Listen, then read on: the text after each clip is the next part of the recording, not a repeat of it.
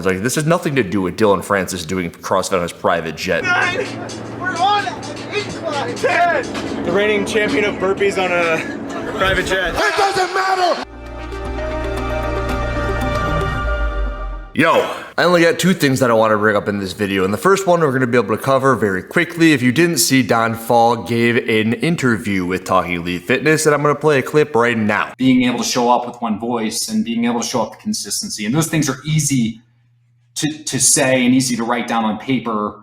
At a human level, that stuff is really hard, particularly given some of the history that we had. So that's one example that comes to mind. And did you see what I'm talking about? This is the most important thing in this entire interview right here. At a human level, that stuff is really hard, particularly given some of the history that we had. So if you didn't get it this time, I'm gonna need to zoom in for you so you get a really good picture of what it is that's important here. At a human level, that stuff is really hard, particularly given some of the history that we had. So yes, even the CEO of CrossFit knows that Under Armour is a far superior company than the title sponsor of the CrossFit game. So thank you, Talking Elite Fitness, for letting us know that. I've already got the rest of this video all recorded and edited and done, but I want to plug this in right here off of the back of talking about Don Fall and his little logo thing that he's got going on. I've got an update on that video that I made about the South African affiliates. Remember that video where I had that guy talking to me through voice text on my little messenger, and I kind of put the words over the screen and gave the context, and everybody saw that to the tune of 18,000 views? When I started doing this stuff, what, about 22 months ago, the goal was to get as many people as possible to view a video so that it could make a difference, and it's happened. And it happened with that video right there. I reached out back on July 5th after I had posted the video saying, hey, how everything's going, glad that you liked the video. Got a response saying, Mr. Hiller, I come bearing great news. We have secured a meeting with our country manager along with Don Fall and the unhappy affiliates in KZN, which I suppose as I'm editing this piece, I'll figure out what that means. Let me start off by saying a massive thank you to you and your channel for giving us a voice. I am truly looking forward to establishing an open, see what I did there? I think he's talking about the open. Wow.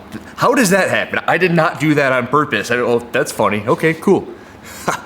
You won't believe me, but I didn't do it on purpose. I actually took this shirt off earlier to record the first part and had no intention of putting this bit into here, which is why I'm doing it in post-production. So see what I did there? And then relationship and the business endeavors in the kind future, kind regards, leaving the name anonymous. So the YouTube channel is having the effect that it was meant to have, and it's helping out the affiliates that might not have the voice. And it's doing so through the crazy concepts and video topics that I make to gather subscribers, gain the views, and do the stuff that are required to make a difference. Continue with the video. Thank you. The second thing that I want to talk about, and I understand that a handful of you may not find this interesting, but the key there is that I know that some of you won't find it interesting. There are going to be a select number of people here who are going to use what I'm about to tell you. They're going to take it and they're going to go improve on a couple of the things that they're doing, and that is the goal. And it's really the goal for somebody over at CrossFit to put on a pair of headphones, maybe throw an AirPod in, listen to this Andrew Hiller video, and start moving the needle in the correct direction on the CrossFit YouTube page, which if you open up an incognito browser, which is the only way that this will work for me, and you type in CrossFit, and you just start scrolling, and you just want to find where you can find out what CrossFit is. Oh, look, a Team Richie video, CrossFit Mayhem, and then you're going to see a couple of stuff from the CrossFit Games. But if I am an individual who is interested in finding out something about CrossFit,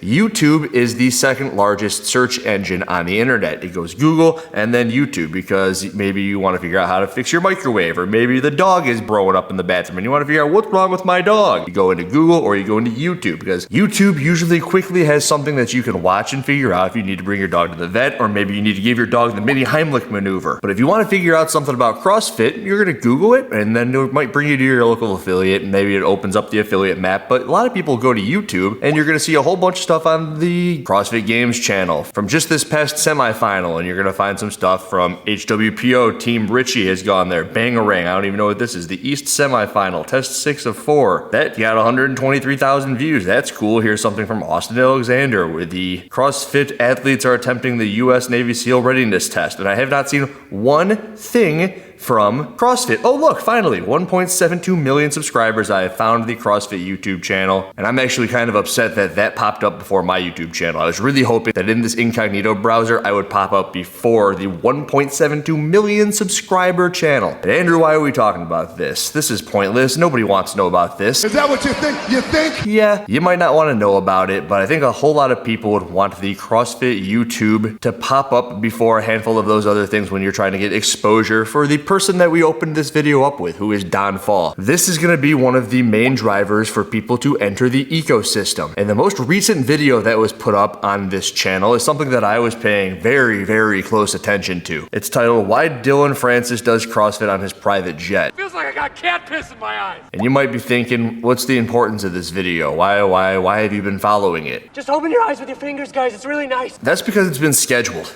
You're talking to the guy who put up a video a day for 420 days in a row. You're talking to the guy who at day 421 thought that it would be funny if I stopped on day 420, literally for that reason. But over the course of those days, I found out a handful of things. I read this book called The YouTube Formula by Darrell Eves. Anybody who's got any sort of an interest in doing anything on the YouTube platform should read that freaking book. And then probably read it again, because I've read it 3 times at this point. But one of the big things that you're going to learn in that book is how important the first hour of your YouTube video is. What do I mean by that? The background of YouTube has the most in-depth analytics page that you're going to find on any social media platform. And in the first hour of releasing a video, I can tell exactly how well a video is going to do. So for example, the other day I put up the video that's titled She Can't Win the CrossFit Games. It's got Dave Castro, Laura Horvath, and Tia Toomey. And through all of those things and through that first hour, I was going to be able to tell that it was my best video recently. Something like 20,000 views at this point. And that's very different than when I put up a video on Saturday morning, which was the one where I'm literally in public talking to people, showing them, hey, do 10 squats for $10. That first hour of that video, something like 900 to 1,000 views, versus the She Can't Win the CrossFit Games video, which had 2,300 views in the first hour. Stretch it out to present day, you can see that that's actually how it worked. And that is gone over in the YouTube formula. And then in that first hour, there's actually little tweaks that you can make, because YouTube is trying to figure out who to push this video to, how many people are watching it, when do they click off, are there new people who are watching it, so should we send it to new people? And it's all about the algorithm, it's all about trying to perform in that first hour. And if you mess up the first hour, or even worse, you don't mess up the first hour, because you can mess up and you can still tweak it and you can still learn, because if you mess something up, you can just learn from it. But when you do these godforsaken premieres,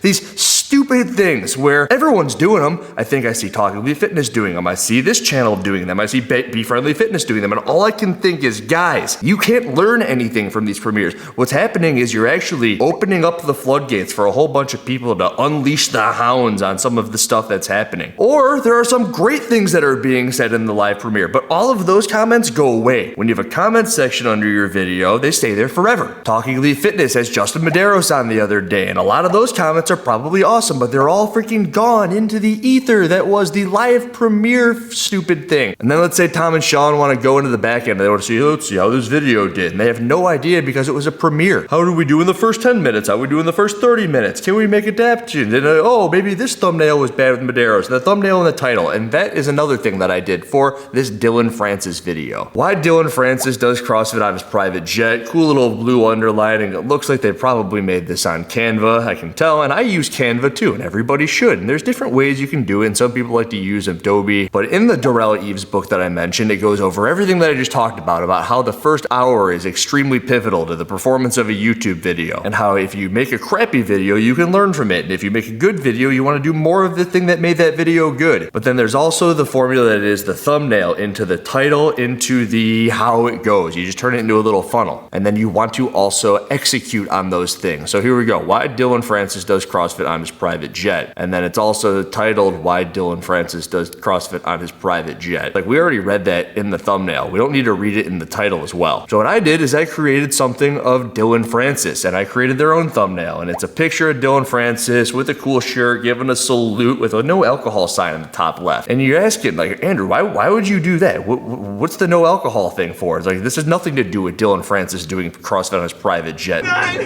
we're on an incline. 10, the reigning champion of burpees on a private jet. It doesn't matter. It's like, yeah. Well, whoever decided to put this YouTube video together is a freaking idiot. And you know that they're an idiot when you go into the comments section. One of them says, unsubscribe, this is just ridiculous. Another one says, why don't you make a video of a dude squatting 500 pounds at 5 a.m. and then going to work a 12-hour work shift? Oh yeah, because it's cooler for social media. Nobody cares, work harder. There are hundreds of thousands of people that have lost 100 pounds whose story is infinitely more compelling than some rich dude that presses play for a living. Know your demographic, and that's it. Know your demographic. The demographic that they're speaking about about right here can very much 100% have a video by Dillion freaking Francis, who I don't know, but I know I've done a little bit of research. I clicked on a video. He does awesome YouTube videos. And also in the comments section, it says something about Lily did her thing on this edit. My Daka Macho 5742 said that 2 days ago. A little fire emojis on the end. And I'm assuming that that's who did this video. I'm assuming this is like her sister, her friend. Maybe this is her mom. I don't know. Oh, she's too young to be her mom, but she's probably a friend of hers. And I'm watching this video and I go, this is so much better than anything that I could put out there as far as editing and recording and having content from this sort of a person in the CrossFit ecosystem. I can never do this. Is that what you think? You think? But what I can do is understand who it's going to. So when I make my little thumbnail, which is Dillion Francis with this little salute and the no alcohol sign on the top, all I would do is I would title it with Avoiding the Nightlife with Dillion Francis. CrossFit versus alcohol. The negative impacts of alcohol as a DJ. Pressing play is easier when you're not hungover. I don't know. Something like that. You can take everything I said right there, and maybe you've watched this Dillion Francis video, which has 5,000 views. And I'm going to bet that probably 15 to 20 of them were my own. And you're going to go, Andrew, none of this stuff was really touched on all that much. And you're going to go, well, how can you say this? What are you going to make this thumbnail about? Well, if you go back into the comments section, you're going to find something from Gordo608 from 3 days ago with a response from Connor Murphy FF5 something 1 day ago saying, after the last tour I went on with Dillion, he stopped drinking altogether. Not only that, but he promoted from his channels how much he was prioritizing health, and in doing so inspired many other artists to do the same thing. The nightlife world isn't known for being healthy, so to see him leading by example has been amazing. I can only imagine how many other regular people he has inspired along the way. First response to that comment is, let's show all of these stories, including this one. And I'll tell you what, go watch that video right now. Maybe I'll put a little link down in the description, and you're not gonna get that sense. Maybe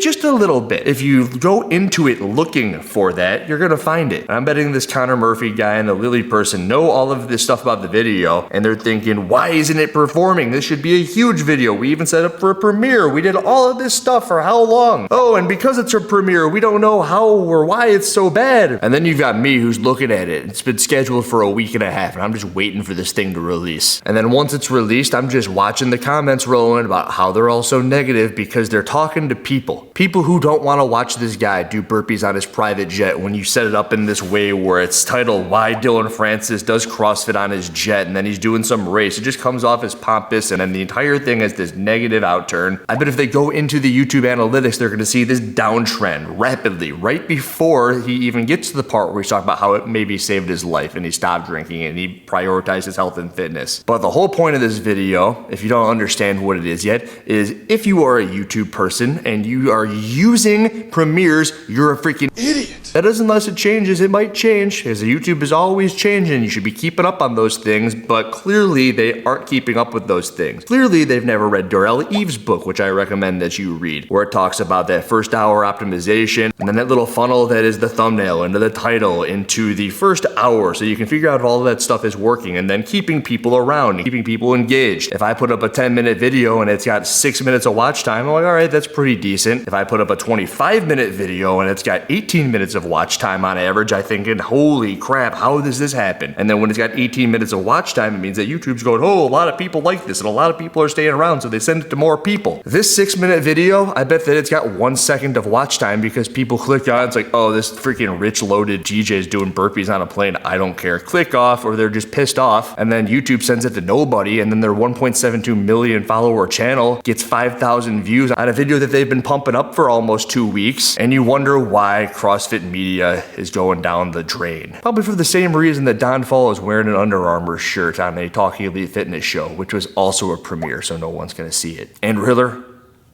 out. Please smash that like button. Do it! Don't touch Just do it! now. Yesterday, you said tomorrow. Legend. Just do it! Make your dreams come true! Just do it! Some people dream of success, while you're gonna wake up and work hard at it. Nothing is impossible. No, what are you waiting for?